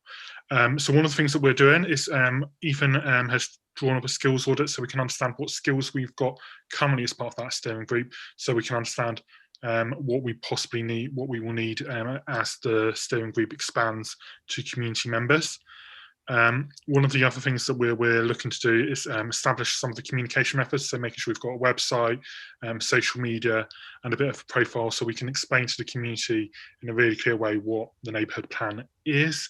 So that will help us in terms of attracting people to join the steering group. One of the next steps that we've got to do is about building the project plan. So understanding when we need to do key aspects of the neighbourhood plan. It's in a really difficult stage at the moment as a neighbourhood plan steering group because we're just getting it going. And I think once it's got itself established and we've got some of these things in place, I think things will begin to seem easier and we'll see more outputs from the steering group. So, yeah. I have one question. When are you going out to the community to try and recruit these people? Because it's been quite a while now, just how we're getting on with that. Yeah, so we've had 2 sessions. We are going to have another meeting in April. I would suggest that because we are in the pre-election period, by that point, we will still have the meeting, but it may be that we may not be able to advertise until the 7th of May at the earliest. I think this is a point we need to discuss, and I need to discuss it with the clerk and just get her advice as well on that. But we need to get moving on this soon. But yeah, it's been slow to start. Yeah, I'm sure everyone's trying their hardest. It is difficult with the pandemic and everything. It's just trying to get members of the public involved and interested. It's just we're going to fall behind with our timescales that we had, I think, if we don't start soon getting members of the public involved. Yeah, that's a big risk. Yeah. Yeah. Okay. Anybody else got any questions? Councillor Graham. Good evening. Do you think it's wise that we sort of like have a few more meetings just to move this thing along a little bit? because we've only had a couple of meetings and I wasn't a party to one of them. But if we could have a few more meetings, surely we can sort of like schedule in a couple of meetings before the elections. So in the diary is one for the second Monday of April. I think given the fact that we've got an Easter weekend followed by a May bank holiday weekend means it's really, really tough to schedule something in at the moment in between now and that period. But definitely, I mean, in the minutes and I've shared around, the second Monday in April is definitely in the diary for a meeting, and then the second Monday in May. Okay. Right, okay, do our best. Is there anything that the town council can do to try and move it along? So I think I need to have a catch up with the. I think we need to have a. As chair of the steering group, I need to have a conversation with the clerk. But there's possibly some just bits around some of the admin elements that I'm struggling with at the moment, chairing and doing some of that stuff at the same time. So that may be something that we would need to. What I'm keen to say is actually the steering group should be led by the community. It's not necessarily being organised and run by officers of the town council, and we've been quite clear on that, and but they are there as a supportive role. I will arrange to have the meeting with Councillor Hume, and I think there are some administrative things that we can be doing to move things forward between now and the next meeting. I suggest we have another report from the steering group at the April full council meeting. Okay, thank you very much for that. Thank you, Councillor Hume. Okay, we're now moving on to item 15, which is the allotments at Newton Lees to agree the policy decision relating the site. Okay, we've got a report on this. Report, Chair, which I think is sort of fairly comprehensive, but I just want to make the one point that as it stands at the moment tonight, the land is still not transferred, although we've agreed to the land transfer and our solicitor is working on it with and so are Taylor Wimpey's solicitors. The transfer is not yet completed. So the timetable in this report is dependent on the transfer taking place in the next few days.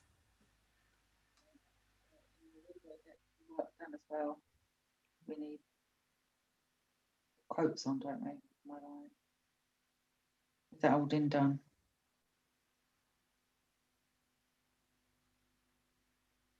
No, I think. Yeah, I think you keep cutting out, Delia, and your sound keeps cutting out. Struggling to hear you. Sorry. That's why I'll put my camera off again, see if that helps. I think you're suffering from that problem I had where I kept going quiet as well. Yeah, I'm losing sound intermittently as well. So I am really struggling with this meeting. I don't know what I can do really. So really, this is just to note this report at this stage because we haven't. Well, the report includes a timetable and the arrangements that we intend to follow, subject to the transfer being completed. And on page 213, you can see the decisions that we thought councillors might wish to contribute to in terms of the arrangements. We've got these prices here, but have we had the quotes to look at? And the quotes have already, the costs for the landscaping had already been approved on a previous occasion, but since then we've transferred from having RTM as our allotment contractors to having Serco as our allotment contractors. So the quote, we've only obtained one set of quotes, which is from Serco, because it makes sense for us to continue using the same contractor for all our sites, given that we want consistency of service delivery. And in terms of contract monitoring, to us, it seemed to make more sense to continue to use Serco. Therefore, there's a set of quotes in here, which are the revised costs for the work to be done by Serco rather than to be done by RTM. If we go through the decisions, then do you want? So we've got to do plot letting. So do we want according to residents, address, time on waiting list? I think Councillor Kelly Wilson wants to speak, Chair. Councillor Kelly Wilson.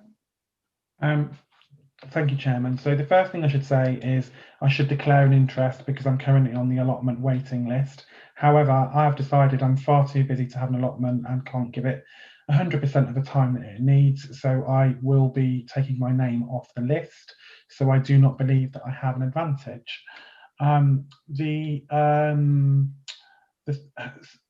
of the really important decisions that I feel that the council must make is about the plot letting, and it's alluded to in this agreement. These allotments are actually in the parish of Stoke Cammond within the Aylesbury Vale, or the former Aylesbury Vale district of Buckinghamshire Council. And under a previous or maybe current Bletchley and Fenny Stratford Town Council policy, lots of residents were advised that they would only be given an allotment if they lived in the Milton Keynes council area of the Newton Lees estate, which is about 70% of the properties. We are one community, and I would ask the council colleagues that we relax this policy and allow people from across both parts of the estate, both in Newton Lees, both with a Newton Lees address, and that they're able to kind of benefit from this facility if they do, the same way that they will use the Newton Lees Pavilion. Okay, thank you, Councillor Kelly Wilson. I know that it's been funded from developments and things like that, but Delia, do we have a problem with that, with it being council run, council taxpayers from our area?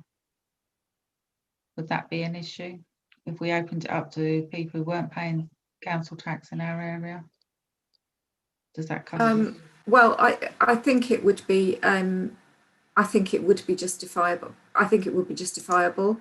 I don't see a problem with it from a legal point of view immediately. I could perhaps take some further advice on that. But I think this is very, it's very much a matter for the town council to decide. Okay, that's fine. That's good. Okay, I've got Councillor Bedford. I just remembered that my partner's on the waiting list for this. So if we do vote about if it's just Bletchley and Fenny Stratford Town Council residents or other ones, I won't be voting because that would count as an interest for that. Councillor Ely. Thank you, Chair. So that we can move the whole thing along at a pace. Can I suggest this is a proposal? That the plot letting convention be to parish parishioners within Newton Lees, number one. Number two would be remaining residents of Newton Lees, in other words, within Buckinghamshire Council. And then thirdly, to other residents within Bletchley and Fenny Stratford as a third tier. Grass seeding pathways allocate to Serco for the cost we've got there. The growing areas at a cost of £1,400 to proceed. Maintenance contract for 1 year with Serco to proceed. Community plot and shed offered to a residence, an allotment association, when it's formed. In the interim, we use it ourselves. The reduced price for initial tenancy period. Well, I would have thought that it would have been the payment period starts October the 1st, I think, for allotments, and on that basis, I would recommend that the plots are let free until the 1st of October, and then we apply our normal charges. And that would be my proposal, Chair. Thank you. Thank you, Councillor. Anybody going to second that, please?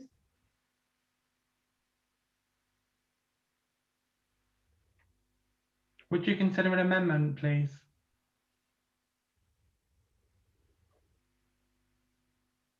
What's the amendment, Councillor? Oh, sorry. From what I understood from what Councillor Ely just said, it would be preferential to Bletchley and Fenny Stratford town residents, then other Newton Lees residents within another council, and then to people outside of Newton Lees. What I would propose is for the initial allocation of this, that we have 70% for Bletchley, 30% for the remainder of Newton Lees, so that we are fair across the community, and that following the initial allocation, that Councillor Ely's original motion would be carried. So what I'm seeking to prevent is that all of the people are taken up in the first allocation from the area within Milton Keynes when we open the site. Councillor Ely. You're on mute. Sorry, Ethan, I can't accept that. No, I prefer the other way around. So in other words, Newton Lees within our parish first, Newton Lees outside our parish second, the rest of Bletchley and Fenny Stratford third. Okay, so if I recall correctly, the amendment, if it needs a seconder. Chair, have we seconded the original proposal? We haven't, you're right. So on technicality, nothing can happen with that amendment yet. I'm actually inclined to say, actually, I agree with Councillor Ely's proposal with Ethan's amendment. So, to be awkward. But the other thing that I just want to say is, whilst this is all under the initial costs that are coming from developer contributions, all of that, there's a longer term piece here. And I just wonder that if we are going to keep it open to residents in the Stoke Hammond parish, actually, do we need to be having a dialogue with the Stoke Hammond parish at some point about contributions once this developer contributions come to an end? And it's just a question at the moment. It's just a thought in my head. And the reason for that is because we know that we, as an allotments, the costs of the revenue that we gain from the allotments does not cover the costs of maintaining and managing the allotments. So it's just a question that it's in my head. Is that a way to proceed? But I think I support Councillor Ely's proposal with even standing out with Ethan's amendment. So I don't know how we want to go forward with that. Chair, I'd like to speak on the funding aspect of it at some point, but I see Councillor Councillor Kelly Wilson is indicating it's not a good evening this evening. My apologies. Sorry, just to come back on that point, I think that, yeah, Ed, I completely understand what you're saying.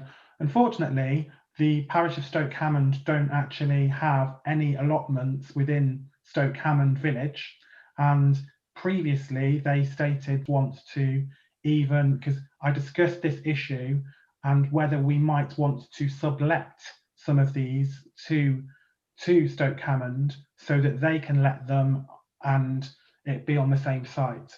And that was not a goer because they don't operate any allotments and had no interest. Of course, we could have that dialogue again, but I don't think it's going to change. Okay, so Delia, did you want to come forward? Well, yes, I just want to clarify how much of this proposed expenditure that's in the report you are intending to fund from the commuted sum, because the purpose of the commuted sum is for maintenance of this allotment site in the very long term. And in normal circumstances, if we weren't in the situation we're in with investments at the moment, that commuted sum would be completely ring fenced. It would be invested separately, and we'd be drawing from the interest on that sum to do maintenance works at this stage, because we need to invest, as you know, as I say, in the normal course of events, would be investing as much of that commutism as possible from the outset, so as to derive an income for the future. So I think council needs to be quite clear about where the funding is coming from for these initial works. Is it all to come from that section 106 allocation, given that we've got other reserves? Okay, thank you for that, Delia. I think before we even get to that stage, let's sort out the motion. Councillor Ely. Answering Delia's point, I think we should take it from reserves. The section 106 money is there for long-term investment whenever income starts coming through. Going back on the motion point, you need to take the amendment first before you go to the my proposal. So it's Ethan's proposal, presumably seconded by Ed. Okay, let's just clarify things first. So we've got a motion that hasn't been seconded, and we've got an amendment that hasn't been seconded. Delia, what order do I take? So we need a seconder for the initial motion, and if that's seconded, then we go with that one first. The original motion. Are you sure? I thought no, I'm not. No, I'm not. I'll second Keith's proposal. Okay, so we've got the amendment. So do we need to get a seconder for the amendment and do that one? That's right. I'll second the amendment. Okay, and we do that one before the original motion, don't we? I think that's correct. So I'm going to go. Yes, yeah. Do I need to give clarity to what my amendment was again, or do people understand? I think that'd be better. So overall, Newton Lees is 70% Milton Keynes and 30% Buckinghamshire. In order to prevent the allocation, like the schools, going to a certain council group before the rest of them, I propose for initial allocation of that we take 70% of the lettable plots, and Milton Keynes residents will have preference over these plots. We take 30% of the plots, and Buckinghamshire Council, or the area that is in Stoke Hammond, have preference over these plots. Once the initial allocation have been done, then we will give people priority in the order of Milton Keynes first, Buckinghamshire Council second, and then outside of either last. Okay. So is that, you're happy with seconding that still, Ed? Just a point of clarification, Ethan. Sorry, when you say residents of Milton Keynes, do you mean residents of our parish? Sorry, residents of our parish within the Milton Keynes area first, in the second part of the thing, and then residents of Newton Lees within Buckinghamshire Council secondly, and then anywhere in Milton Keynes, anywhere else in Milton Keynes and Buckinghamshire afterwards. Are you happy with that, Ed? Councillor Hume, are you happy with that, seconding that? Yeah, I'm happy with that. Okay, so we will go to the vote on that amendment first. So all those in favour of the amendment?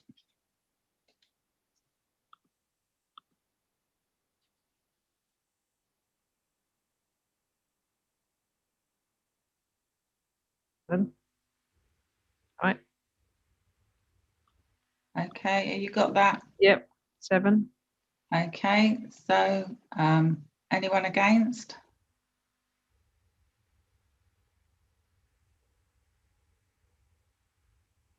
Three. Okay. Okay. Yeah. Anyone abstaining? Okay, so I believe that amendment's carried. Am I correct? Yes. Okay, so that amendment's carried, Keith. So your proposal has just been amended by that first part, none of the other parts. And Councillor Haynes, are you happy still to second it? Yes, yeah, I'm still happy to second it, yeah. Okay, so all those in favour of the main motion with the amendment?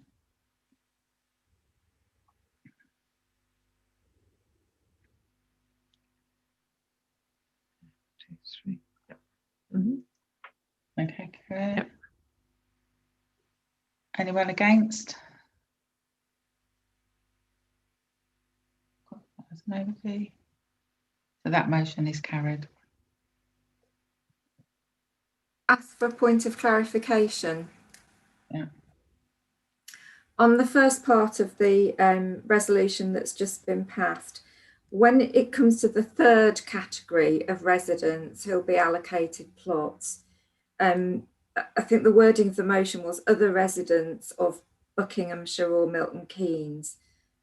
We are surely going to give priority to residents of Bletchley and Fenny Stratford ahead of residents from other areas. Is that correct? Because that's our policy with all our allotment sites, that we would give priority to residents in the Would it be parish. helpful for me to say it again, Delia? Well, I just want to be really clear about that third part. I've got the first two.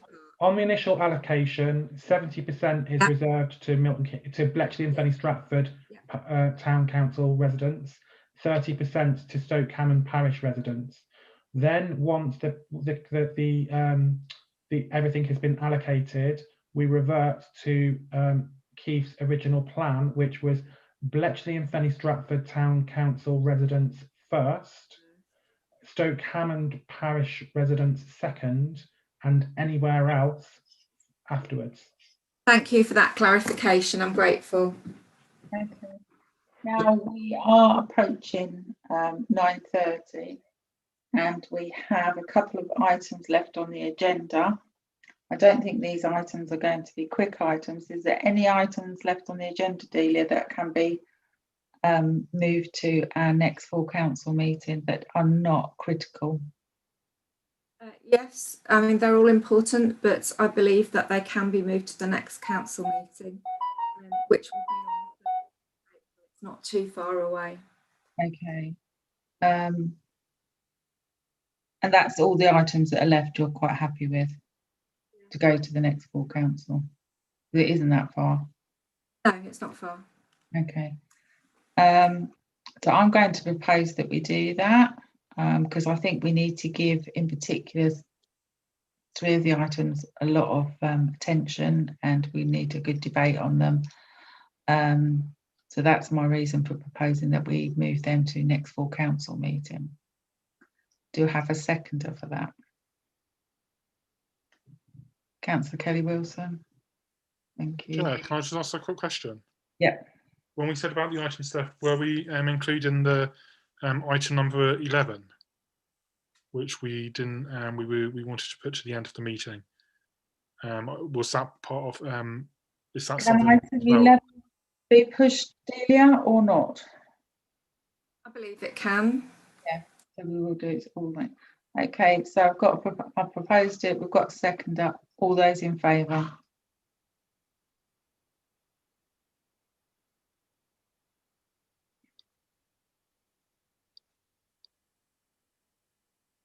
Okay.